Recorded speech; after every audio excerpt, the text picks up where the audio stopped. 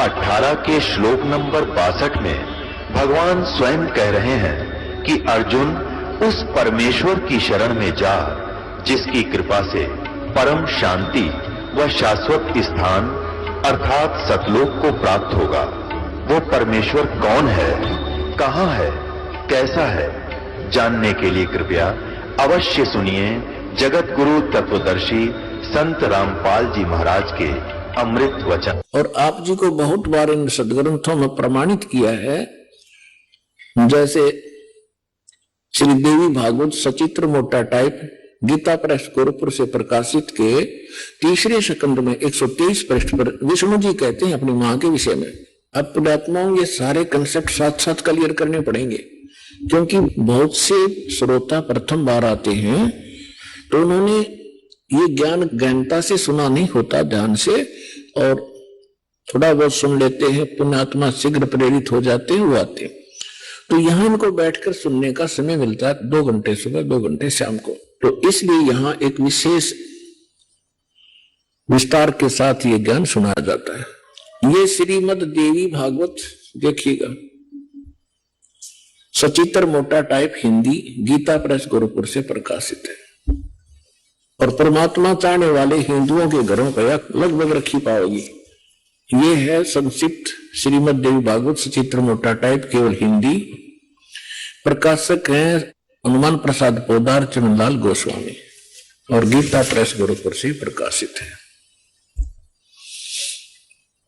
इसके 123 पृष्ठ पर पढ़ लें, पर्याप्त है।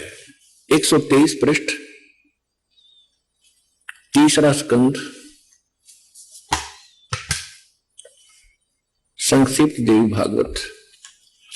तुम शुद्ध स्वरूपा हो, ये सारा संसार तुम ही से उद्भासित हो रहा है। मैं ब्रह्मा और शंकर हम सभी तुम्हारी कृपा से विद्यमान हैं। हमारा आविर्भाव माने जन्म, तिरोभाव माने मृत्यु हुआ करता है। हमारा तो जन्म मृत्यु होता है, केवल तुम ही नित्य हो, जगत जननी हो, प्रकृति और सनातनी देवी हो। भगवान शंकर बोले यदि भगवान विष्णु तुमसे प्रकट हुए हैं तो उनके बाद उत्पन्न होने वाले ब्रह्मा भी तुम्हारी बालक हुए, फिर मैं तमोगुणी लीला करने वाला शंकर क्या तुम्हारी संतान नहीं हुआ? अर्थात मुझे भी उत्पन्न करने वाले तुम ही हो। शिवे, संपूर्ण संसार की सृष्टि करने में तुम बड़ी चतुर हो। शिवे, शिवे भी कहा इसको। इस संसार की सृष्टि, स्थिति और संहार में तुम्हारे गुण सदा समर्थ हैं। उन्हीं तीनों गुणों से उत्पन्न हम, तीनों गुणों रजगुण ब्रह्मा, सतगुण विष्णु, तम गुण शिव जी, उन्हीं तीनों गुणों से उत्पन्न हम ब्रह्मा, विष्णु एवं शंकर नियमानुसार कार्य में तत्पर रहते हैं। अब ये क्या सिद्ध हो गया? इस थोड़ी सी पंक्तियों में कितने कंसेप्ट क्लियर हो गए। नंबर 1, ब्रह्मा विष्णु महेश की जन्म मृत्यु होती है। नंबर 2, दुर्गा को प्रकृति कहते हैं। नंबर 3, ब्रह्मा विष्णु महेश की माता दुर्गा है। और नंबर 4, रजगुण ब्रह्मा, सतगुण विष्णु, तमगुण शिव जी। नंबर 5, ये केवल वर्क डन ही दे सकते हैं, जैसा कर्म जीव ने किया उसमें कोई परिवर्तन नहीं कर सकते, नियमित कार्य ही कर सकते। ये 5 कंसेप्ट, 5 पॉइंट कति सिद्ध हो गए। अब थोड़ा सा और दिखाते हैं आपको। ये देखिएगा संक्षिप्त शिवपुराण। इस संक्षिप्त शिवपुराण के अंदर ये गीता प्रेस गोरखपुर से प्रकाशित है, सचित्र मोटा टाइप, केवल हिंदी। और ये कहां से प्रकाशित है देखिएगा, हनुमान प्रसाद पोदार इसका इनके संपादक हैं और प्रकाशक हैं। ये गीता प्रेस गोरखपुर, गोविंद वन कार्यालय कोलकाता का संस्थान। यहां देखिएगा संक्षिप्त शिवपुराण 98 पृष्ठ से हम थोड़ा सा पढ़ेंगे। यहां 5वां अध्याय रुद्र संहिता का हम पढ़ेंगे, छठा। 5वें के एंड को पढ़ रहे हैं। अपने पुत्र नारद की आवाज सुनकर लोक पितामह ब्रह्मा वह इस प्रकार बोले। 5वां अध्याय समाप्त हुआ, छठा प्रारंभ हुआ रुद्र संहिता का 99वें पृष्ठ पे। नारद ने पूछा था कि सृष्टि की रचना बताइए भगवान पिताजी ब्रह्मा जी से। तो ब्रह्मा जी ने बताया, अब आपके रूबरू पढ़कर सुनाता हूं। ब्रह्मा जी ने कहा कहा, ब्राह्मण श्रोमणे, तुम सदा समस्त जग के उपकार में लगे रहते हो, तुमने लोगों के हित की कामना से बहुत उत्तम बात पूछी है। जिसमें समस्त चराचर जगत नष्ट हो गया था, सर्वत्र के अंधकार ही अंधकार था, न सूर्य दिखाई देते थे, न चंद्रमा आदि कुछ भी नहीं थे। उस समय तत्सद्ब्रह्म, जिस श्रुति में सत सुना जाता है, इस श्रुति में जो सत सुना जाता है एकमात्र वही शेष था 100 पृष्ठ पे। जिस परब्रह्म के विषय में, परब्रह्म के विषय में ज्ञान और अज्ञान से पूर्ण युक्तियों द्वारा इस प्रकार विकल्प किए जाते हैं, यानी ब्रह्मा जी कह रहे हैं कुछ सच्ची कुछ झूठी जो मैंने सुनी है वो बता रहा हूं। उसने कुछ काल के बाद, कुछ समय के उपरांत द्वितीय की इच्छा प्रकट की। उसके भीतर एक से अनेक होने के संकल्प उदित हुए। तब उस निराकार परमात्मा ने अपनी लीला शक्ति से अपने लिए एक मूर्ति की कल्पना की। इनका क्या मानना है कि परमात्मा मूलतः निराकार है और उसने फिर अपने आकार में आने की सोची, तब क्या बन गया? सदाशिव बन गया। फिर वो सदाशिव बन गए। अब देखो क्लियर होगा यहां से। उसने कल्पना की, मूर्ति की कल्पना की अपने लिए। उस निराकार परमात्मा ने अपनी लीला शक्ति से अपने लिए मूर्ति की कल्पना की। जो मूर्ति रहित परम ब्रह्म है उसकी मूर्ति यहां देखिए, भगवान सदाशिव हैं। अब सदाशिव कौन है ये देखना ध्यान से। ये किसको सदाशिव कहते हैं? अर्वाचीन और प्राचीन विद्वान उन्हीं को ईश्वर कहते हैं। उस समय एकाकी रहकर स्वेच्छानुसार विहार करने वाले उन सदाशिव ने अपने विग्रह से स्वयं ही स्वरूप भूता शक्ति की सृष्टि की, जो उनके अपने श्री अंग से कभी अलग होने वाली नहीं थी। उस पराशक्ति को प्रधान भी कहते हैं, प्रकृति भी कहते हैं। गुणवती माया बुद्धि तत्व की जननी तथा विकार रहित कहा है। वह शक्ति अंबिका कही गई है। उसी को प्रकृति, सर्वेश्वरी, त्रिदेव जननी, तीनों देवताओं को उत्पन्न करने वाली उनकी माता, ब्रह्मा विष्णु महेश की माता, नत्ता और मूल कारण भी कहते हैं। सदाशिव द्वारा प्रकट की गई उस शक्ति की 8 भुजाएं हैं। होगा क्लियर? अब ये दुर्गा के विषय में है। और सदाशिव ये कौन है? ये काल है। आगे और क्लियर हो जाएगा। अब इसमें क्या सिद्ध हो गया कि प्रकृति भी दुर्गा को कहते हैं और प्रधान भी दुर्गा को कहते हैं। गीता अध्याय नंबर 14 के श्लोक नंबर 3 से 5 में कति स्पष्ट किया गया है। ये काल कहता है, गीता बोलने वाला ब्रह्म कहता है कि दुर्गा तो मेरी, प्रकृति तो मेरी पत्नी है, सब्जियों को उत्पन्न करने वाली माता है, मैं इसके गर्भ में बीज स्थापन करने वाला सबका पिता हूं।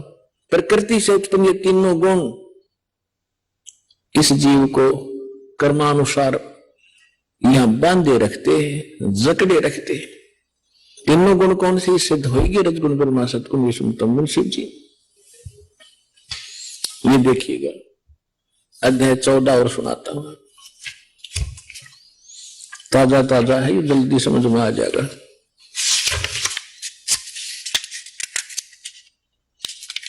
ये देखिएगा गीता अध्याय नंबर, श्रीमद् भगवत गीता अध्याय नंबर 14 का और श्लोक नंबर 3 में, हे अर्जुन, मेरी महत माने प्रधान ब्रह्म, मेरी महत रूप मूल प्रकृति संपूर्ण भूतों की योनि अर्थात गर्भाधान स्थान है। मैं उस योनि में चेतन यानी गर्भ को स्थापन करने वाला करता हूं। उसके संयोग से, डरते इतने से नहीं, सब भूतों की, सब प्राणियों की उत्पत्ति होती है। 4 में क्या कहा है? हे अर्जुन, नाना प्रकार की सब योनियों में जितनी मूर्तियां अर्थात शरीरधारी प्राणी उत्पन्न होते हैं, प्रकृति दुर्गा, प्रकृति यानी दुर्गा उन सब की गर्भ धारण करने वाली माता है और मैं बीज स्थापन करने वाला पिता हूं। और 5वें में क्या कहा है? हे अर्जुन, सतगुण, रजगुण और तमगुण ये प्रकृति से उत्पन्न, दुर्गा से उत्पन्न ब्रह्मा विष्णु महेश, विष्णु ब्रह्मा महेश, तीनों गुण, ये तीनों देवता अविनाशी जीव आत्मा को शरीर में बांधते हैं। अब इसने काल ने हमें मूर्ख बनाने के लिए ब्रह्मा विष्णु महेश के सिर ठेकरा फोड़ दिया कि ये तीनों देवता ही सबको यहां फंसा कर रखते हैं। परमात्मा ने आकर बताया, ब्रह्मा विष्णु महेश्वर माया और ये धर्म राया कहिए, इन पांचों मिल पर पंच बनाया, वाणी हमरी लइए। ब्रह्मा विष्णु महेश दुर्गा और काल ने इन पांचों ने मिलकर ये परपंच रच रखा है। हमारी बात को गहराई से सोचिए बच्चों, परमात्मा ने कहा। अब ये सिद्ध हो ही रहा है, ये पांचों मिलकर जकड़े बैठे हमारे को। इन पांचों मिल जीव अटकाए, युगन युगन हम आन छुटाए, बंदी छोड़ हमारा नामम, अजर अमर है अस्थिर ठामम, अमर करूं सतलोक पठाऊं, तात बंदी छोड़ कहाऊं।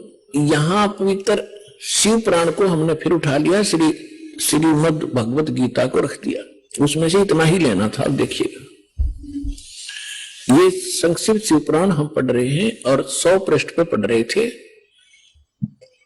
यहां आगे थे हम,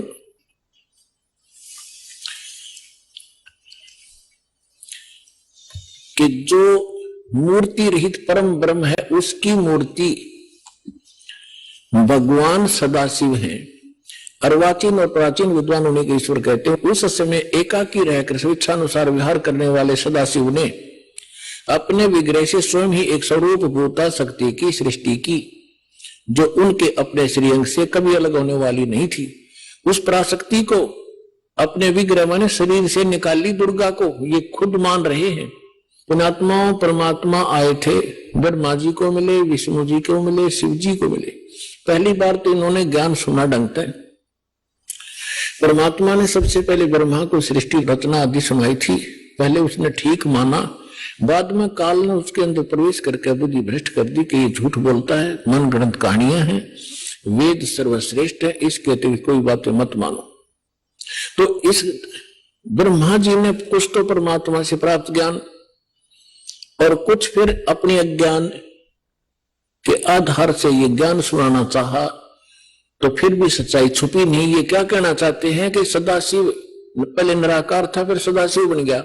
उसने अपने शरीर से एक शक्ति निकाल ली, वह प्रकृति कलाई, उसी को जगदम्बिका कहते हैं। तीनों देव की जननी, ब्रह्मा विष्णु महेश की माता, और उसकी 8 भुजाएं। यहां कर दिया ना डंगा इसने। और परमात्मा ने पहले बता रखा है कि जैसे दास ने सृष्टि रचनामा आपको बहुत बार सुना है, उसमें आप खूब समझ चुके होंगे, तो उसी का कुछ अंश लेकर इसने यहां मिलावट की है। देखिएगा, उस समय एकाकी रहकर स्वेच्छा अनुसार विहार करने वाले सदाशिव ने अपने विग्रह से स्वयं ही एक स्वरूप भूता शक्ति की सृष्टि की, जो उनके अपने श्रीअंग से कभी अलग होने वाली नहीं थी। उस पराशक्ति को प्रधान प्रकृति गुणवती माया बुद्धि तत्व की जननी विकार रहित बताया गया। वह शक्ति अंबिका दुर्गा कही गई है। उसी को प्रकृति सर्वेश्वरी त्रिदेव जननी नित्य मूल कारण भी कहते हैं। सदाशिव द्वारा प्रकट की गई उस शक्ति की 8 भुजाएं। होगी क्लियर? नाना प्रकार के आभूषण उसके श्री अंग की शोभा बढ़ाते हैं, श्री अंगों की। वह देवी नाना प्रकार की गतियों से संपन्न है और अनेक प्रकार के अस्त्र शस्त्र धारण करती है। एकाएकनी होकर भी वह माया संयोग वसात अनेक हो जाती है।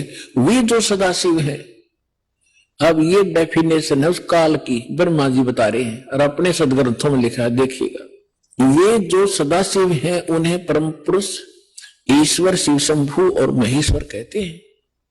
यहां देखना, वे अपने सारे अंगों में भस्म रमाए रहते हैं। उन काल रूपी ब्रह्म ने एक ही समय में शक्ति के नाथ नहीं, शक्ति के साथ, दुर्गा के साथ शिवलोक नामक अक्षेत्र का निर्माण किया था। उस उत्तम क्षेत्र को काशी कहते हैं। वह परम निर्वाण या मोक्ष स्थान है जो सबके ऊपर विराजमान है। वह प्रिय और प्रियतम रूप, पति पत्नी रूप में शक्ति और शिव, दुर्गा और ये काल, ये स्पष्ट कह दिया। वो काल रूपी ब्रह्म ने, यू काल कहो, ब्रह्म कहो, काल रूपी ब्रह्म कहो, सदाशिव कहो, ये ब्रह्म है। शक्ति और शिव ने, दुर्गा और काल ने, वे प्रिय और प्रियतम रूप यानी पति पत्नी रूप में शक्ति यानी दुर्गा और शिव जो परमानंद स्वरूप है उस मनोरम क्षेत्र में नित्य निवास करते हैं। मुने शिव और शिवा ने, काल और दुर्गा ने प्रलय काल में भी कभी उस क्षेत्र को अपने सानिध्य से मुक्त नहीं किया। देवऋषि एक समय आनंद वन में रमण करते हुए शिवा और शिव के मन में यह इच्छा हुई कि किसी दूसरे पुरुष की सृष्टि करनी चाहिए जिस पर यह सृष्टि संचालन का महान भार रखकर हम दोनों केवल काशी में रहकर इच्छा अनुसार विचरे और निर्वाण धारण करें। अब इन्होंने सोचा कि कोई पुत्र उत्पन्न करते हैं, उसको ये सारा काम संभलवा देंगे, हम निर्वाण धारण करेंगे, एकांत में रहा करेंगे।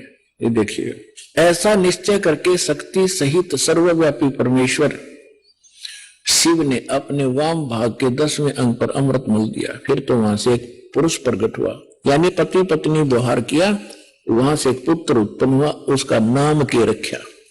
102 पृष्ठ पे संक्षिप्त शिव पुराण 102 पृष्ठ पे शिव ने कहा वत्स, उस काल ने कहा बेटा, व्यापक होने के कारण तुम्हारा विष्णु नाम विख्यात हुआ, विष्णु धर दिया तेरा नाम। अब फिर हम यहां आते हैं, ये हमने 6वां अध्याय पढ़ लिया रुद्र संहिता का 7वां, ये 7वां अध्याय 103 पृष्ठ पे। ब्रह्मा जी कहते हैं देव से तत्पश्चात कल्याणकारी परमेश्वर शाम सदाशिव ने, काल ने पूर्व प्रयत्न करके जैसे अपनी दुर्गा से विष्णु की उत्पत्ति की, मुझे अपने दाहिने अंग से उत्पन्न किया। बस बात खत्म। अब यहां समस्या आ गई अनुवादकर्ता ने, क्योंकि इनको ज्ञान तो था नहीं, इनके उद्देश्य फिर इसको सब उलट सुलट करना ही था। अब इसको समस्या पैदा होगी कि शिव से शिव की उत्पत्ति कैसे बताऊं। अनुवादकर्ता ने गोल मोल कर दिया। कहते हैं चोर चुरावे तुमड़ी और गड्ढा पानी में, वो गड्ढा हुआ ऊपर आवने, सच्चाई छानी ना। अब यहां आपको हम विद्वेश्वर संहिता इसी शिव पुराण के अंदर एक अध्याय है, उसमें दिखाते हैं कि एक समय ब्रह्मा और विष्णु का झगड़ा हो गया। ब्रह्मा जी बोला मैं तेरा बाप विष्णु जी को, विष्णु जी बोले मैं तेरा पिता, तो मेरे नाभि कमल से उत्पन्न हुआ। ब्रह्मा जी कहने लगे मैं सारी सृष्टि का पिता, मैं प्रजापिता हूं। इन सूखी फीक ला रहे थे आप पे, इन दोनों का युद्ध हो गया इससे बात पे। तो इस काल ने सोचा लड़का मरेंगे और मैंने इनसे सृष्टि रचवानी अपने खाने के लिए। इनके बीच में एक सतम, एक लिंग खड़ा कर दिया सफेद तेजों में, बहुत बहुत विस्तार, जिसकी और छोर भी इन दोनों को नहीं पाया। तो लंबा कथा ना बना के तो आपने खूब पढ़ रखे, अपने मतलब की सुनेंगे। तो उसी समय ये खुद भी वहां अपने पुत्र शिव के रूप में, सदाशिव रूप में आकर खड़ा हो गया। फिर इनको लग गया ज्ञान समझाने। देखिएगा, ये है ब्रह्मा विष्णु लड़े थे, इनके बीच में सतंभ खड़ा कर दिया। संक्षिप्त शिव पुराण 24 पृष्ठ पे गीता प्रेस गोरखपुर से प्रकाशित, सचित्र मोटा टाइप के। और ये विद्वेश्वर संहिता 25 पृष्ठ पे। यहां से थोड़ा सा हम लिंक लेंगे इसका। ब्रह्मा और विष्णु ने पूछा प्रभु सृष्टि आदि 5 कृत्यों के लक्षण क्या हैं, यह हम दोनों को बताइए। भगवान शिव बोले, युकाल बोला मेरे कृत्यों को समझना अत्यंत गहन है, तथापि मैं कृपा पूर्वक तुम्हें उनके विषय में बताता हूं। अब हम ज्यादा ना पढ़े, ये देखिएगा। अब 26 पे क्या लिखा है। पुत्रो, काल कहता ब्रह्मा और विष्णु को, पुत्रो तुम दोनों ने तपस्या करके प्रसन्न हुए मुझ परमेश्वर से सृष्टि और सतीथि नामक 2 कृत्य प्राप्त किए हैं। ये तुम दोनों को बहुत प्रिय है। इसी प्रकार मेरी विभूति स्वरूप रुद्र और महेश्वर ने, यू में नहीं है, ने दो अन्य उत्तम कृत सहार और तिरोभाव मुझसे प्राप्त किए हैं। सिद्ध जो दास करना चाहा था, दो पुत्र तो ये हो गए इसके, ब्रह्मा और विष्णु जो वहां कति क्लियर हो गया, इनका जन्म हुआ दुर्गा से। अन्य का दो और है मेरे बेटे, रुद्र और महेश्वर, तो हो गए चार, और पांचवा बोल रहा है। अब और थोड़ा सा क्लियर करते हैं। हाँ, यहाँ एक थोड़ा सा और रह गया, इससे और अच्छा क्लियर हो जाएगा। यू कौन, अब यहाँ 26 पर हम पढ़ ही रहे थे, यही देखिएगा। अब 26 पर हम पढ़ रहे थे, यही इसके विद्वेश्वर संहिता के यहां पर हम पढ़ रहे थे नीचे पुत्रो। यहां फिर इसका और थोड़ा सा लिंक है। ये क्या कहता है, मैंने पूर्व काल में अपने स्वरूप मंत्र का उपदेश किया है, जो ओंकार के रूप में प्रसिद्ध है। वह मंगलकारी मंत्र है। सबसे पहले मेरे मुख से ओंकार ओम प्रकट हुआ, जो मेरे स्वरूप का बोधक करने वाला है। ओंकार वाचक है, मैं वाच्य हूं, ये मंत्र मेरा स्वरूप ही है। प्रतिदिन ओंकार का निरंतर श्रवण करने से मेरा ही यानी काल का ही स्मरण सदा स्मरण होता है। मेरे उत्तरवर्ती मुख से अकार का, पश्चिम मुख से उकार का, दक्षिण मुख से मकार का, पूर्ववर्ती मुख से बिंदु का और मध्यवर्ती मुख से नाद का प्राकट्य हुआ है। इस प्रकार 5 अवयव से युक्त ओंकार का विस्तार हुआ है। इन सभी अवयवों से एकीभूत होकर यह प्रणव यानी एक ओम अक्षर हो गया। अपने आत्माओं इन सदग्रंथों का दूध सा काट दिया कति दास ने परमात्मा की कृपा से। अब ये सिद्ध हो गया कि ये जो ओम मंत्र है, ओम मंत्र है जिसका जो ब्रह्म का है, और ये उनको समझा रहा है, ये इनका पिता है ब्रह्मा विष्णु महेश का, ये सदाशिव है। इसको काल रूपी ब्रह्म भी सदग्रंथों में भी कहा, परमेश्वर ने भी कहा है। अब श्रीमद् भगवत गीता अध्याय नंबर 8 के श्लोक नंबर 13 में भी गीता यही ज्ञान दे रहा है और कह रहा है मेरा एक ओम मंत्र है। ये देखिएगा गीता अध्याय नंबर 8 का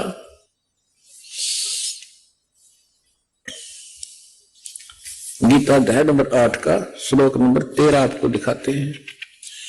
अध्याय 8 श्रीमद् भगवत गीता अध्याय 8 और मंत्र नंबर 13। ओम इति एकाक्षरम ब्रह्म व्यवहारन माम अनुस्मरण ये प्रियाति तजन देहम सयाति परमाम गतिम।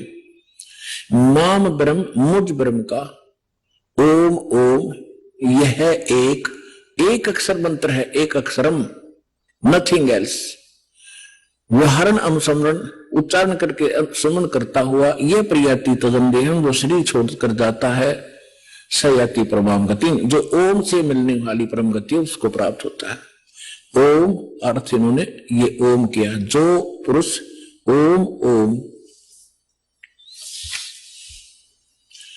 इस एक अक्षर रूप ब्रह्म को उच्चारण करता है, एक अक्षर रूप ब्रह्म कहेंगे, ये तीनों का मुझ ब्रह्म का केवल एक ओम मंत्र है, इसका उच्चारण करता है जो शरीर छोड़कर जाता है, ब्रह्म से होने वाली जो मोक्ष है उसको प्राप्त करता है। ब्रह्म से कौन सी उपलब्धि है?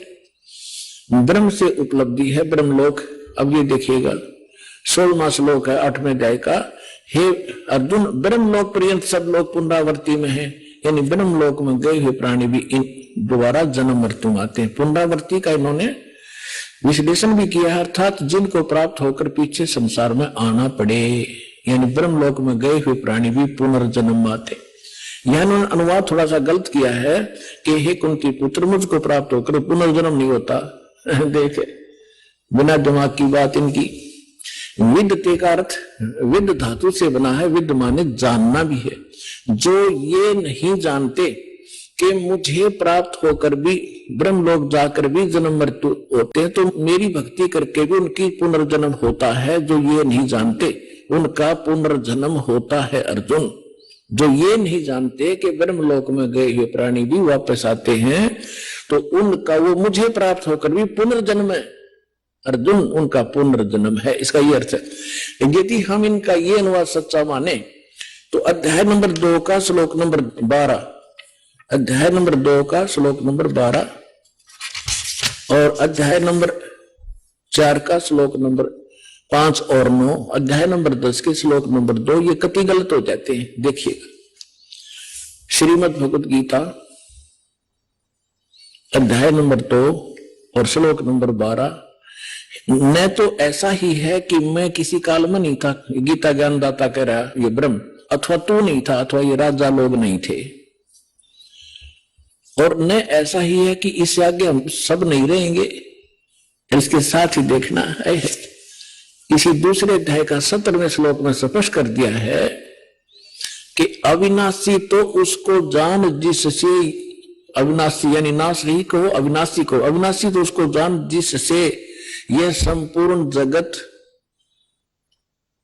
व्याप्त है, और इस अविनाशी का विनाश करने में कोई भी समर्थ नहीं है। यानी गीता ज्ञान दाता से कोई अन्य है जो वास्तव में अविनाशी है, जिसने सारे ब्रह्मांडों की रचना की है और वही रोके हुए। अध्याय नंबर 4 के श्लोक नंबर 5 और 9 में ये देखिएगा, ये है अध्याय नंबर 4 श्रीमद् भगवत गीता। इसका यहां 5वां मंत्र यहां से स्टार्ट है, लेकिन इसका अनुवाद यहां पर है। हे परंतम अर्जुन, मेरे और तेरे बहुत से जन्म हो चुके हैं। इति सिद्धम, गीता ज्ञानदाता भी जन्म मरता है, अविनाशी नहीं है ये। तेरे और मेरे बहुत से जन्म हो चुके हैं, उन सबको तू नहीं जानता, मैं जानता हूं। और 9वें श्लोक में क्या कहा है, अध्याय नंबर 4 के और श्लोक नंबर 9 में, मेरे जन्म और कर्म अलौकिक हैं, दिव्य हैं। अध्याय नंबर 10 के श्लोक नंबर 2 में, अध्याय नंबर 10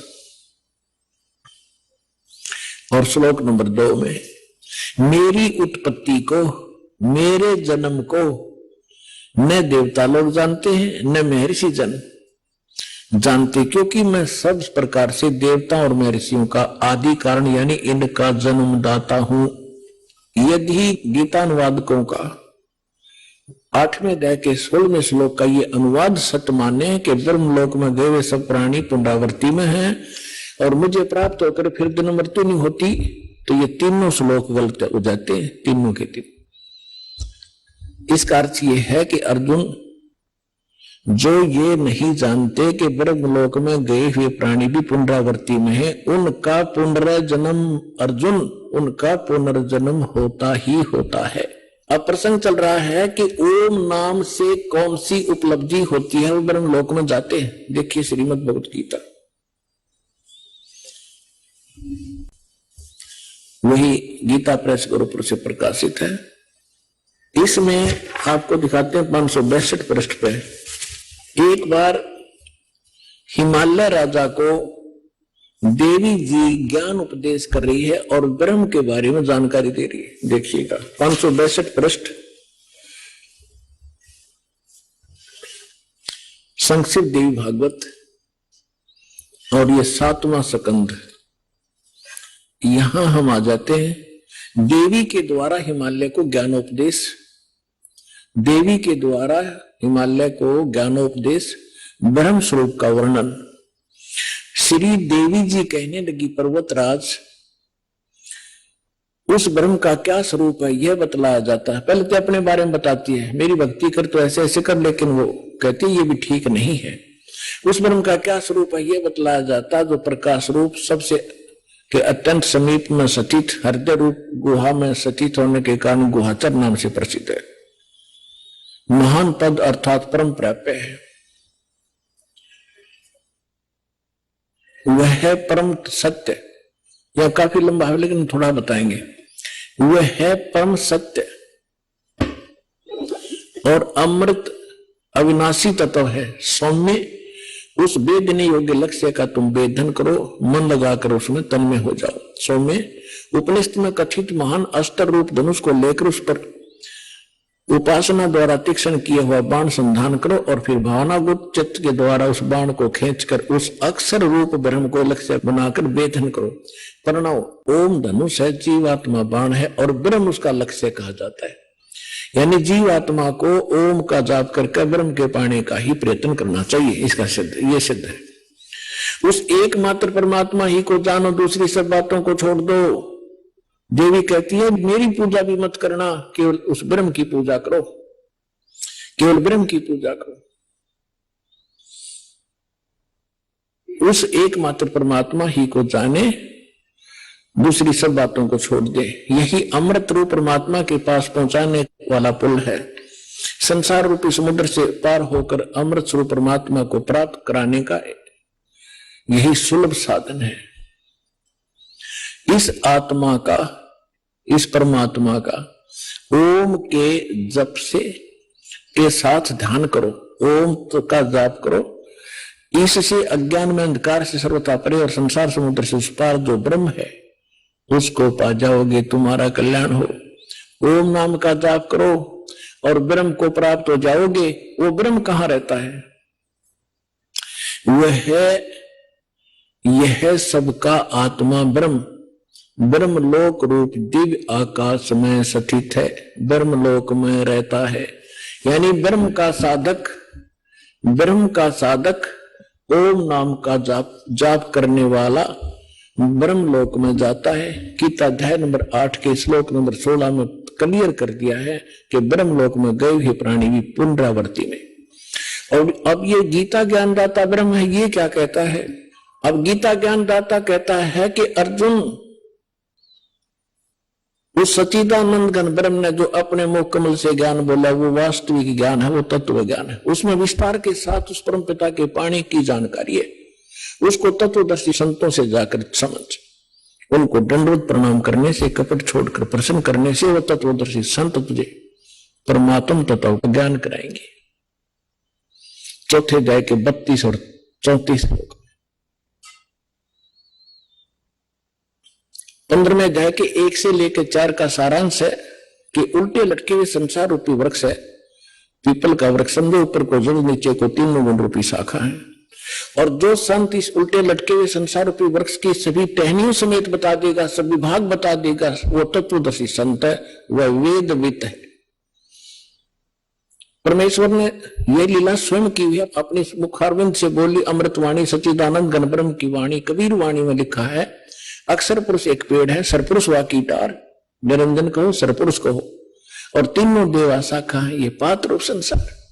15वें अध्याय के 4 श्लोक में कहा कि जब तत्वदर्शी संत तुझे मिल जावे, उसके पश्चात परमेश्वर के उस परम पद की खोज करनी चाहिए, जहां जाने के बाद साधक फिर लौटकर कभी संसार में नहीं आते। और जिस परमेश्वर ने संसार रूपी वृक्ष की रचना की है, केवल उसकी भक्ति करो और सब बातें त्याग दे। 18वें अध्याय के 62वें श्लोक में कहा कि अर्जुन तू सर्वभाव से उस परमेश्वर की शरण में जा, उस परमेश्वर की कृपा से तो परम शांति को, सनातन परम धाम को प्राप्त होगा। तो इससे सिद्ध हो गया कि गीता ज्ञानदाता से अन्य कोई और परम शक्ति है, और गीता ज्ञानदाता भी जन्म मृत्यु के अंदर आता है, और ब्रह्म का उपासक ब्रह्म लोक में जाता है, और ब्रह्म से यही एक परम गति होती है, ब्रह्म लोक प्राप्ति होती है। अब हम आते हैं उसी प्रसंग पर जो आज दास आगे बढ़ाना चाह रहा है। 3 देव की जो करते भक्ति, उनकी कदे ना हो मुक्ति। इन तीनों देवताओं की जो भक्ति करते हैं उनकी कभी मोक्ष नहीं होता। 3 देवता रजगुण ब्रह्मा सतगुण विष्णु तम गुण शिव जी, स्पष्ट हुआ। अभी प्रमाण दिया था कि रजगुण ब्रह्मा है, सतगुण विष्णु तम गुण शिव जी। मार्कंडेय पुराण प्रश्न नंबर 123 से, और खेमराज श्री कृष्ण दास प्रकाशन के प्रकाशित देवी भागवत के 5वें अध्याय का 8वें श्लोक में वो स्पष्ट कर दिया। शंकर जी कहते हैं, माता आपने हमें क्यों तमोगुण बना दिया, ब्रह्मा जी को रजोगुण और विष्णु जी को सतोगुण क्यों बनाया? इतने से एकदम रजगुण ब्रह्मा सतगुण विष्णु तम गुण शिव जी। अब हम गीता अध्याय नंबर 7 को फिर पढ़ेंगे। देखिए,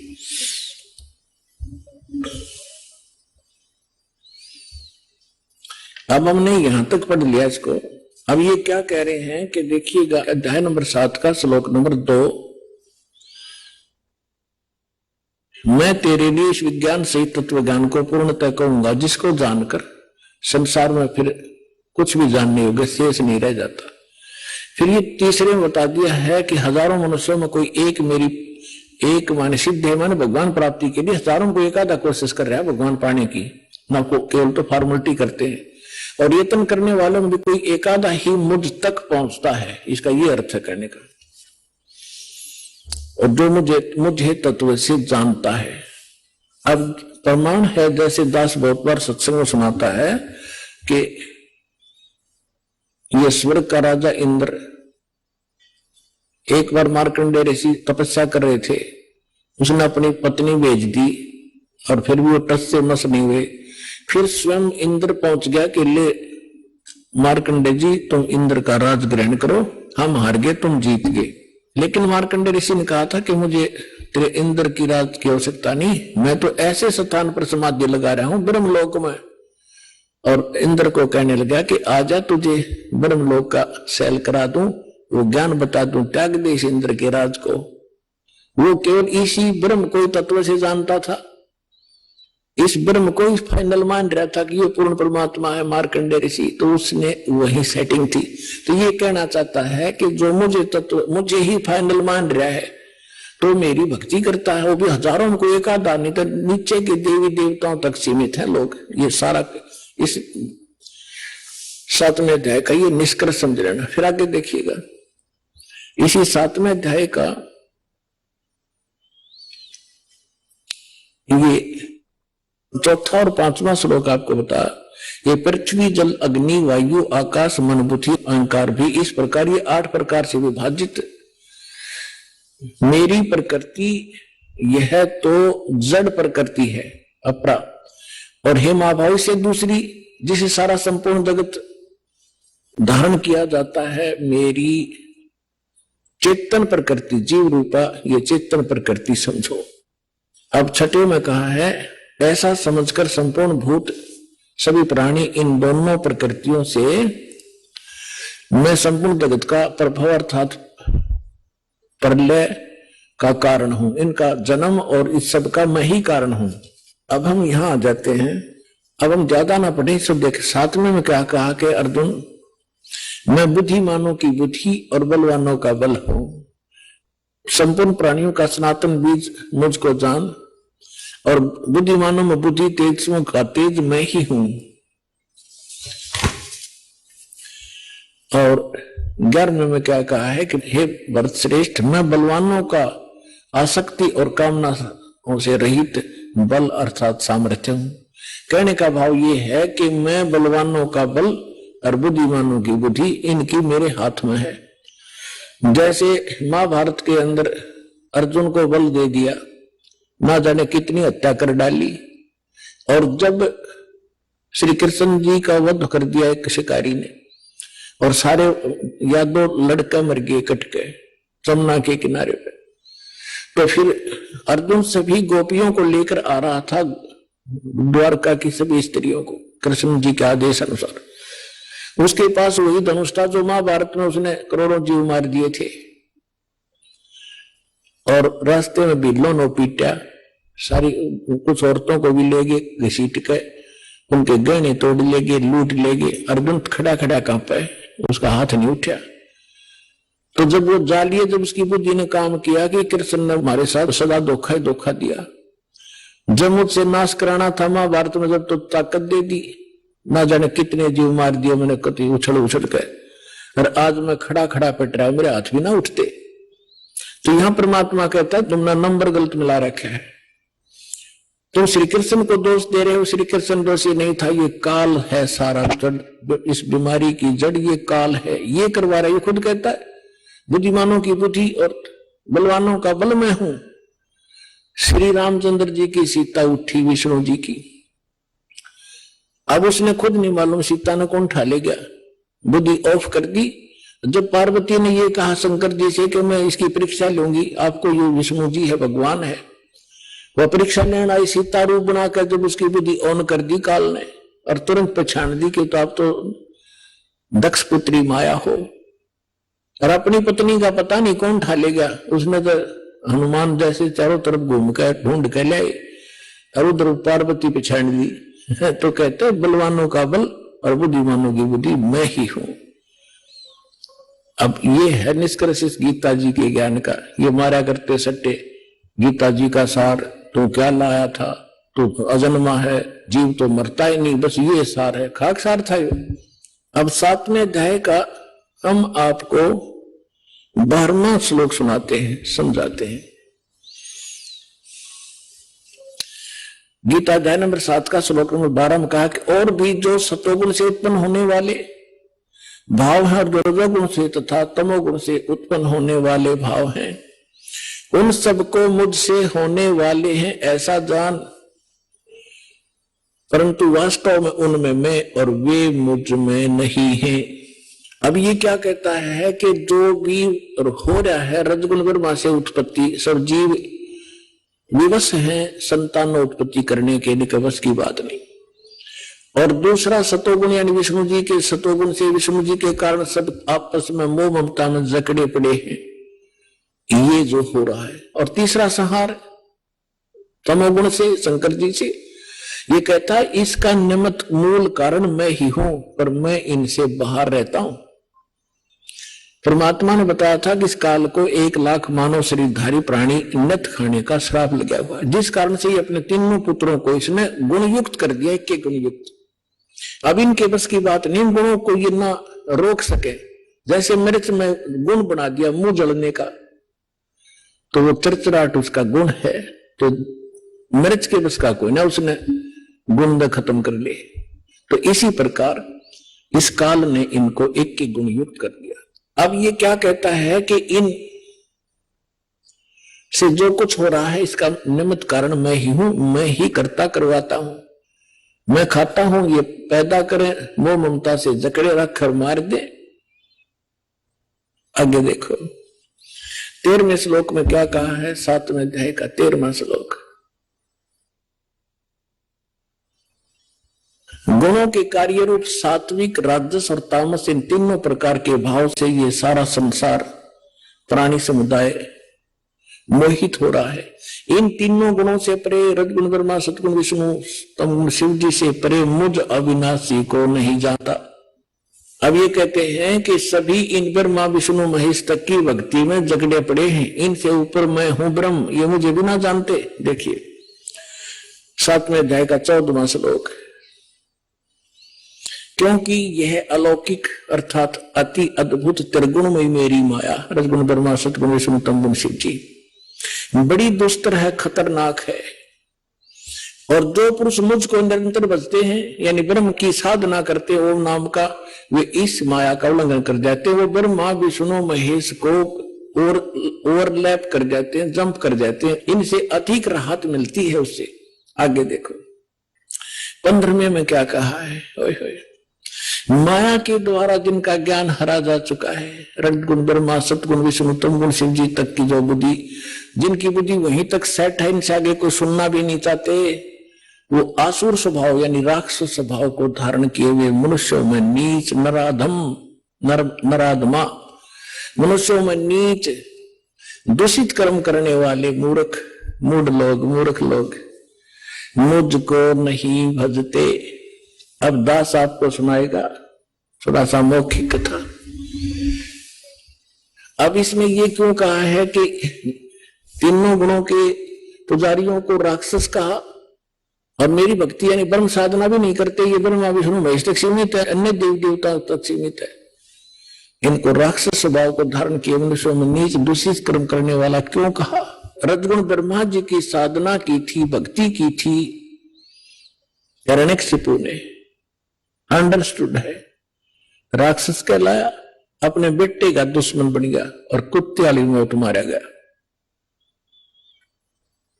तमगुण शिव की भक्ति की थी रावण ने, और आपको पता उसकी कैसी गति हुई, राक्षस कहलाया। और एक भस्मागिरी नाम का शिव का पुजारी था, और उसने भगवान शिव के कैलाश पर्वत पे उनके गेट के सामने 12 वर्ष तक भक्ति की, ऊपर ने पैर नीचे ने सिर, सिरासन पर। एक दिन पार्वती ने प्रार्थना की, आप तो महादेव हैं, समर्थ हैं, आपका पुजारी क्या मांगता है, दे दे इस बालक को। भगवान शिव ने कहा कि मांग। भस्मागिरी क्या मांगता है? भस्मागिरी ने कहा ऐसे नहीं, आप वचनबद्ध हो तब मांगू। भगवान शिव ने कहा कि मांग ले, हो गया वचनबद्ध। तो उस भस्मागिरी ने कहा कि आप मुझे अपना भस्म कंडा दे दो। भगवान शिव के पास एक ऐसा कड़ा था जो हाथ में पैर कर रखा करते, वो ऐसी सिद्धि युक्त कर रखा था कि जिसके सिर पर न्यू कर दे न्यू कर दे भस्म, वो मर जाता था, भस्म हो जाता था। और इस बात का ज्ञान था भस्मागिरी को। ये गिरी, पुरी, नागा, कनपाड़े नाथ, ये सारे के सारे 10 नामी ये शिव के पुजारी है, सन्यासी। तो भगवान शिव ने सोचा ले जंगल में रहता है, अपने बचाव के लिए राक्षसों से लेता होगा, निकाल के दे दिया भोलेनाथ ने। अब जो ही भस्मागिरी के हाथ में भस्म कड़ा आ गया, उसी समय आंख बदल गया और हंसा न उठा का मार के, ले होले शंकर होशियार, तुझे मारूंगा, तुझे भस्म करूंगा और पार्वती को अपनी पत्नी बनाऊंगा। मैं इसी उद्देश्य से साधना कर रहा था। अपने आत्मा शंकर जी को मृत्युंजय, कालज्ञ, अविनाशी, सर्वेश्वर, सबका मालिक, अंतर्यामी, पता नहीं क्या क्या संज्ञा दिया करते। सूक्ष्म वेद में कहा है कि यदि ये अंतर्यामी थे, क्या उस दुष्ट के मन की नहीं जान सकते थे? क्या बकवाद लेकर साधना कर रहा है?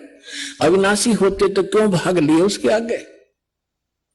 आगे आगे भगवान और पीछे पीछे पुजारी, दोनों जहां 100 की स्पीड पे। अब परमात्मा ने इनकी रक्षा करते हैं मालिक आकर, जब ये हृदय से पुकारते हैं, आपत्ति में होते, ये भी उसी के बच्चे। तो परमात्मा ने पार्वती रूप बनाया, भस्मागिरी और शंकर जी के बीच में खड़े हो गए और कहा संकेत से कि आ जाओ, यहां खड़े हो जाओ। अब भस्मागिरी ने सोचा भी बिल्कुल ठीक है, कड़ा मेरे पास है, शंकर जी तो रुका नहीं, अभी 100 किलोमीटर तो रहे, मैं इतने 2 बात कर लेता हूं। वो खड़ा हो गया। पार्वती बोली आजा, ठीक है, वो तो आएंगे नहीं बाप के पास, आप मुझे कुछ डांस करके दिखाओ ताकि मैं प्रसन्न हूं। तो कहने लगा मैं साधु संत तपस्वी आदमी, मेरे डांस नहीं आता। पार्वती बोली मैं सिखाऊंगा। भगवान बोले पार्वती रूप में कि चलो मैं सिखाता हूं, इस हाथ को ऐसे करो, इस पैर ने ऐसे करो, ऐसे करो। जब ऊपर करवा लिया ना, जिस हाथ में कड़ा लिए रहता और कह दिया भस्म, रिमोट दबा दिया उसका, भस्मागिरी भस्म हो गया। उसके बाद वो भस्मा असुर कहलाया, भस्मा राक्षस। फिर कड़े को लेकर भगवान शिव का दिल डटा।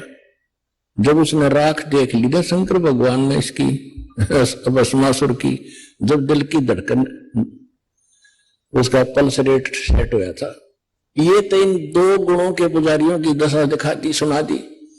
अब वैष्णो जी के पुजारियों की और कथा सुनाते हैं। एक बार कुंभ का मेला भरा था हरिद्वार में। उस समय ये सभी गिरिपुरी जितने भी त्रिगुण उपासक है, अपने अपने ग्रुप में जाकर वहां इकट्ठे हो जाते हैं। पुरियों में पुरी, गिरियों में गिरी, नाथों में नाथ, अगड़ों में अगड़, नागाओं में नागा, वैष्णो में वैष्णो। और जो नहाने का ये समय निर्धारित करते हैं, हर की पैड़ी के ऊपर भी लगी थी। इनका अपना बनाया है ये मनगढ़ंत कहानियां। फिर भी उस अनुसार वो उस नहाने के लिए सबसे पहले नागा पहुंच गए हर की पैड़ी के ऊपर। पीछे था आगे वैष्णो, जो विष्णु जी के उपासक सतोगुण के। अब उन्होंने कहा कि नागाओं तुम बाद में स्नान करना, हम सर्वश्रेष्ठ हैं, हम भगवान विष्णु के उपासक हैं और हम पहले स्नान करेंगे, हम प्रथम स्नान करेंगे। नागाओं ने कहा कि नहीं, हम सर्वश्रेष्ठ हैं, हम त्यागी और बैरागी हैं, हम वस्त्र तक नहीं रखते, हम सर्वश्रेष्ठ हैं, हम सबसे पहले स्नान करेंगे। वैष्णव साधुओं ने कहा कि तुम पशु की तरह नंगे फिरते हो, बिना धोते शर्ट फेडो, राख लपेट रखी, तुम कहे कि शुद्ध हो, उत्तम हो, बाहर निकलो, हम प्रथम नहाएंगे। अब इतनी अकल थी लोगों में। गंगा का पानी मैला हुआ था, 2 मिनट पाछे नहा लेते, वो नहा ले जबकि बिजली गिरी थी वह, पर भी खत्म हुई थी 2 मिनट में। पर वो नहाना नोना भी भूल गए। भगवान की हर की पैड़ी में भी प्यार नहीं, भगवान का भी डर रहा नहीं, आपस में लड़न लाग गए, कत्लेआम कर दिया। 25,000 त्रिगुण उपासक वहां कट कर मर गए, कत्लेआम कर दिया। सूक्ष्म वेद में कहा है, तीर तुपक तलवार कटारी जमदड़ जोर बदावे हैं, हर पैड़ी हर हेत न जाना भाजा तेग चलावे हैं, काटे शीस नहीं दिल करुणा ये जग में साधक वावे हैं, जो जन इनके दर्शन को जावे उनको भी नरक पठावे हैं। कहते हैं हर पैड़ी हर हेत न जाना, और वहां कर्द ठोके एक दूसरे ने कत्लेआम करे। आइए अब हम उन श्रद्धालुओं के अनुभव जानते हैं जो जगत गुरु तत्वदर्शी संत रामपाल जी महाराज जी से दीक्षा प्राप्त कर चुके हैं तथा उनके द्वारा बताए गए भक्ति मार्ग पर चल रहे हैं। सर नमस्कार। नमस्कार सर। सर क्या नाम है आपका? मेरा नाम सर अवतार सैनी है, मैं डिस्ट्रिक्ट रोहतक से आया हूँ। अवतार जी, संत रामपाल जी महाराज जी से नाम दीक्षा लेने से पहले आप क्या भक्ति साधना करते थे? सर संत रामपाल जी महाराज की भक्ति करने से पहले मैं बहुत सारे देवी देवताओं की, सबसे ज्यादा तो हम लगता था पीर जी हमारे घर में फेमस है, जो परंपरागत पूजा थी उनकी ही करते थे। लेकिन उनकी भक्ति करते करते लाभ तो क्या होना था, सर्वनाश हो गया। इस दास का कम से कम 3 से लेकर 4 लाख रुपया उल्टा नुकसान हुआ है और वहां से कोई भी लाभ नहीं हुआ। लेकिन सर जैसे कि आपने बताया कि पहले आप देवी देवताओं की पूजा करते थे और जो पारंपरिक पूजाएं होती है वो भी आप करते थे, तो सर हम आपसे जानना चाहते हैं कि जब आपको उस भक्ति को करने से कोई लाभ नहीं मिला तो फिर आप संत रामपाल जी महाराज जी के शरण में क्यों गए? देखिए संत रामपाल जी महाराज की शरण में ऐसा था कि मेरा एक दोस्त था शिवदास, एक्चुअल में हम मार्केटिंग में इकट्ठा ही काम करते थे, लेकिन वो मेरा जूनियर था। तो उसने मेरे को बताया कि अवतार जी, क्योंकि उन दिनों में काफी दुखी था क्योंकि बिजनेस मेरा काफी डाउन में चला हुआ था, तो इतना कोसता था कि परमात्मा को कि देखो मेरे साथ वाले लोग कितने आगे निकल गए लेकिन मेरा बिजनेस इतना डाउन में क्यों चला हुआ है। तो उन दिनों में वो मिला तो उसने बताया कि क्या आप परमात्मा के बारे में जानते हो? तो मैंने उससे बोला कि हाँ जानते सभी है, लेकिन ये है कि आप अच्छा काम करो, परमात्मा सभी की फिल्म बनाता है। लेकिन उसने मेरे को बताया कि नहीं, परमात्मा का सह शरीर है, उसका नाम कबीर है। तो उन्होंने बोला कि यदि आप वाकई में जानना चाहते तो ये बुक है ज्ञान गंगा, तो इसको आप पढ़िए। यदि आप इनकी भक्ति करोगे तो संत रामपाल जी महाराज है जो इनकी भक्ति बताते हैं परमात्मा की, वो भक्ति करने के बाद आपको बहुत बढ़िया लाभ होंगे। तो मेरे मन में भी आया कि मैं बहुत सारे पीरों फकीरों के पास घूम चुका हूँ लेकिन यहाँ से तो कोई राहत नहीं मिल रही, चलो एक ट्राई और करके देखते हैं, ये भी करके देख लेते हैं। सर आपने बताया कि आपको एक बुक मिली, सर उस बुक का नाम क्या था? उस बुक का नाम ज्ञान गंगा था, जिसको पढ़ने के बाद मेरे को लगा कि हाँ यहाँ से कुछ बढ़िया हो सकता है, क्योंकि उसमें सही शास्त्र अनुकूल भक्ति बताई गई थी। संत रामपाल जी महाराज भी बताते हैं कि जो लोग शास्त्र विधि के अनुकूल भक्ति करते हैं उनके सभी दुखों का नाश होता है, इसलिए मैंने वो भक्ति प्राप्त की। सर जैसा कि आपने बताया कि आपको ज्ञान गंगा पुस्तक मिली और उसको आपने पढ़ा, सर हम आपसे जानना चाहते हैं कि ऐसा उस पुस्तक में क्या लिखा हुआ था कि उसको पढ़ के आपने संत रामपाल जी महाराज जी से नाम दीक्षा ले ली? या सर ऐसा उस पुस्तक में क्या लिखा हुआ था जिसने आपको प्रभावित किया?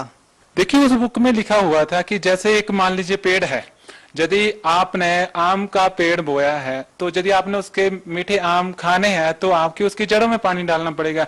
इसी प्रकार शास्त्र अनुकूल भक्ति का मतलब है कि जो मूल भक्ति है वो भक्ति करना एक ऐसा मान लीजिए जैसे एक जड़ को पानी डालना है। वो भक्ति करने के बाद हमें जो संसारिक सुविधा है वो ऑटोमेटिकली मिलती है। वो उसका जो प्रमाण है उस भक्ति का हमारे शास्त्रों में भी है, वेदों में है, गीता में है, गुरु ग्रंथ साहब में है, सभी शास्त्रों में इस भक्ति का प्रमाण है, इसलिए मैंने उस भक्ति को किया।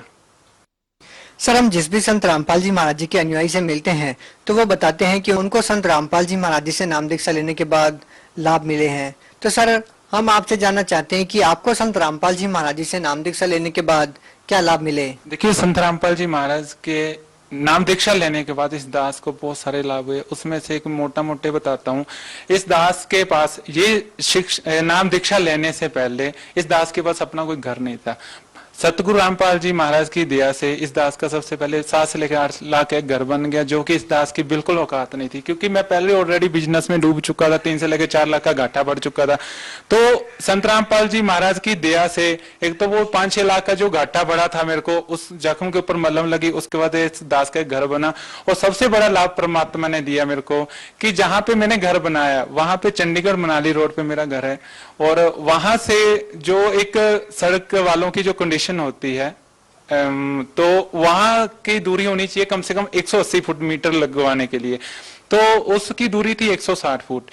तो क्या हुआ कि जब जेई साइट को विजिट करने के लिए आया, मेरे को तो लगा कि नहीं लगेगा, क्योंकि वहां के मैंने लोकल जेई को भी वो साइट विजिट करवाई थी, तो उन्होंने यही बताया था कि जो लो कहता है वो 180 फीट की दूरी पर जो इलेक्ट्रिक मीटर है वो लगेगा, लेकिन उसकी दूरी थी 160 फुट। लेकिन जब ही जैसे दोबारा जेई आया उस खेत में, उसकी जो लंबाई नापी उसने, तो मैंने परमात्मा का सिमरन शुरू किया। वो सिमरन करते करते वो जो 160 फुट थी वो बढ़ के परमात्मा की दया से 178 फुट होगी। तो क्या हुआ, उस जेई के मन में परमात्मा ने क्या ऐसी प्रेरणा दी, परमात्मा की ऐसी दया हुई, तो उसने बोला कि बेटा तू भी क्या याद रखेगा, मैं रिटायर होने वाला हूं, जाते जाते तेरा ये काम कर देता हूं। यानी कि उसने 178 2 फुट अपने ओर से दे दिए और 180 फुट करके उसने वो फाइल जो मीटर की वो सेक्शन कर दी। परमात्मा ने ये सबसे बड़ा मेरे को लाभ दिया। सर और क्या लाभ मिले आपको संत रामपाल जी महाराज जी से नाम दीक्षा लेने के बाद? और बहुत सारे लाभ हुए, जैसे मेरी कमर में दर्द रहता था, कई डॉक्टरों के पास गया, जो कहते हैं कि डिस्क प्रॉब्लम है, कोई कहता है मन क्या दब गया है, आप भाग नहीं सकते, भारी काम नहीं कर सकते, लेकिन नाम दीक्षा लेने के बाद मैं नॉर्मल काम करता हूँ, सारे काम करता हूँ। उसके पहले जो इस दीक्षा लेने से पहले मेरे ऊपर भूतों का भी साया रहता था, रात को इतना दबाव पड़ता था, ऐसा लगता था कि किसी चीज ने मेरा गला दबा दिया, लेकिन संत रामपाल जी महाराज के नाम दीक्षा लेने के बाद वो चीजें आज तक मेरे को नहीं मिली। और कोई लाभ सर?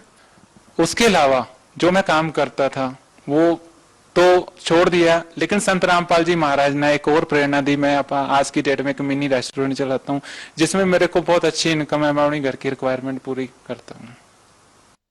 सर जैसे कि आपने बताया कि पहले आप देवी देवताओं की पूजा करते थे, आन उपासनाएं करते थे। सर हमने सुना है कि जो भी संत रामपाल जी महाराज जी से नाम दीक्षा लेता है और वो देवी देवताओं की भक्ति छोड़ देता है, संत रामपाल जी महाराज जी के बारे में भी ये कहा जाता है कि देवी देवताओं की भक्ति छुड़वाते हैं। सर क्या कहना चाहेंगे, क्या कारण है? नहीं, ऐसा कुछ नहीं है, ये लोगों की गलत धारणाएं हैं। संत रामपाल जी महाराज उनकी भक्ति छुड़वाते नहीं है, उल्टा उनको एक शास्त्र के अनुकूल भक्ति बताते हैं।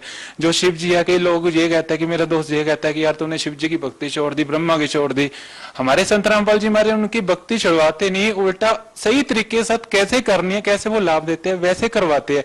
जैसे मान लीजिए एग्जाम्पल फॉर संत रामपाल जी महाराज भी बहुत बार उदाहरण देते हैं कि ये भक्ति कैसे काम करती है। ये हमारे एक बॉडी का पार्ट है, हम हमारे से दूर नहीं है, इनके अलावा भी हमें सुविधा नहीं मिल सकती, लेकिन संत रामपाल जी महाराज कहते हैं कि इनकी भक्ति, इनके मंत्र ऐसे काम करते हैं। जैसे मान लीजिए आप के घर में आपने वायरिंग कर रखी है, फैन लमका हुआ है, लाइट लगा हुआ है, लेकिन घर में मीटर की सप्लाई नहीं है, लेकिन आपको उसको जलाना है, वो कैसे जलेगा? एक समझदार बंदा क्या करेगा कि बिजली वालों के ऑफिस जाएगा, वहां पे अपना लोड अप्लाई करेगा, फाइल अप्लाई करेगा, मीटर अप्लाई करेगा।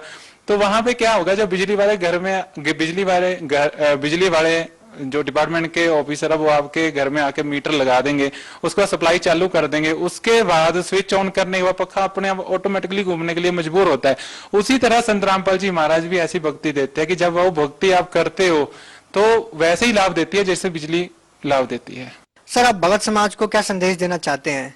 देखिए, भक्त समाज को मैं संदेश तो क्या देना चाहता हूँ, लेकिन एक रिक्वेस्ट, एक बेनती करना चाहता हूँ कि यदि आप मोक्ष चाहते हो तो संत रामपाल जी महाराज के शरण में आइए और अपना कल्याण करिए। सर जो लोग उनसे नाम दीक्षा लेना चाहते हैं वो उनसे नाम दीक्षा कैसे प्राप्त कर सकते हैं? देखिए, टीवी पे एक नीचे येलो पट्टी फ्लैश हो रही है, उसके ऊपर कॉन्टेक्ट दिए गए हैं। आप कौन से एरिया से बिलोंग करते हैं, आप उन नंबर के ऊपर कॉन्टेक्ट करके अपने एरिया का जो नजदीक नाम दीक्षा सेंटर है वहां पे कॉन्टेक्ट करके आप नाम दीक्षा ले सकते हैं।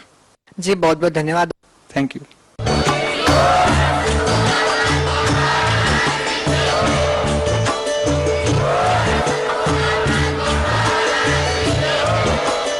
आप सुन रहे थे जगत गुरु तत्वदर्शी संत रामपाल जी महाराज जी के मंगल प्रवचन। अधिक जानकारी के लिए विजिट कीजिए हमारी वेबसाइट www.jagatgururampalji.org। संत रामपाल जी महाराज जी के शुभ आशीर्वाद से पूरे विश्व भर में 500 से भी ज्यादा नाम दीक्षा केंद्र हैं, जिन पर संत रामपाल जी महाराज जी द्वारा ऑनलाइन निशुल्क नाम दीक्षा दी जा रही है। अपने नजदीकी नाम दीक्षा केंद्र का पता करने के लिए